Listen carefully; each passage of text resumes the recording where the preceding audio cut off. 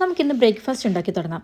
കാരണം വീട്ടിൽ ഉമ്മയില്ല, അതുകൊണ്ട് തന്നെ കിച്ചൺ ഡ്യൂട്ടി മൊത്തം എൻ്റെ തലയിലാണ്. പുട്ട് കുറച്ച് സിമ്പിൾ അല്ലേ, എളുപ്പത്തിൽ ഉണ്ടാക്കാമല്ലോ. അതുകൊണ്ടാണ് ഞാൻ പുട്ടുണ്ടാക്കാൻ തന്നെ ഇറങ്ങിയത്. ഇതിങ്ങനെ കുറ്റിയിലേക്ക് ഇടുമ്പോഴാണ് ഒരു കാര്യം ഓർമ്മ വന്നത്. പുട്ടിന് തേങ്ങ ചരണ്ടിയില്ല. അപ്പം ഞാൻ എൻ്റെ പിയെ വിളിച്ചു. അവൾ വന്ന് എനിക്ക് തേങ്ങ ചരണ്ടി തന്നു. ഞാൻ മാത്രം പണിയെടുക്കുന്നത് മോശമല്ലേ, എല്ലാവരും പണിയെടുക്കട്ടെ. ഈ ബ്രേക്ക്ഫാസ്റ്റ് ഞാൻ ഒന്നും പ്രിപ്പയർ ചെയ്തിരുന്നില്ല. അപ്പോഴത്തേക്കും എനിക്ക് അടുത്ത പണി വന്നു. ഇന്ന് ലഞ്ച് ബീഫ് നെയ്ച്ചോറാണ്. സംഭവം കഴിക്കാനൊക്കെ നല്ല രസമാണ്. പക്ഷെ ഇത് ഞാൻ തന്നെ ഉണ്ടാക്കണമല്ലോ എന്ന് ആലോചിക്കുമ്പോൾ ഒരു വിഷമമുണ്ട്. ഇനി നമുക്കിത് ഉണ്ടാക്കാൻ ആവശ്യമായ സാമഗ്രികളൊക്കെ എടുത്തിട്ട് വരാം. ഇവിടെ എനിക്ക് ചെറിയ കൺഫ്യൂഷൻ ഉണ്ട്. ഉള്ളി എത്ര എണ്ണം വേണം? 5 എണ്ണം വേണോ? 4 എണ്ണം മതിയോ? 4 എണ്ണം മതിയോ? 5 എണ്ണം വേണം?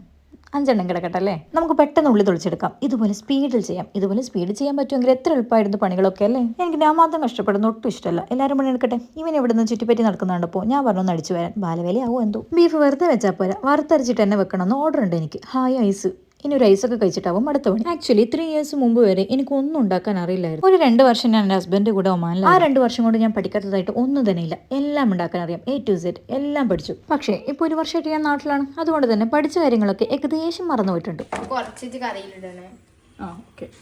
കേട്ടോ നിങ്ങൾ, ഇതെൻ്റെ അനിയത്തിയാണ് എനിക്ക് കണക്കുകളൊക്കെ പറഞ്ഞിരുന്നത്. മറക്കോ എന്നൊക്കെ ചോദിച്ചാൽ മറന്നു പോവും. നമ്മൾ ചെയ്യാതിരുന്ന മറന്നു പോലെ. അതെന്താ ചെയ്യാത്തതെന്ന് ചോദിച്ചാൽ വീട്ടിൽ ഉമ്മ ഉണ്ടാകുമ്പോൾ ഞാനൊരു മടിച്ചായി മാറും. ഇനി ബീഫ് എങ്ങനെയാണ് വെക്കുന്നതെന്ന് കണ്ടല്ലോ.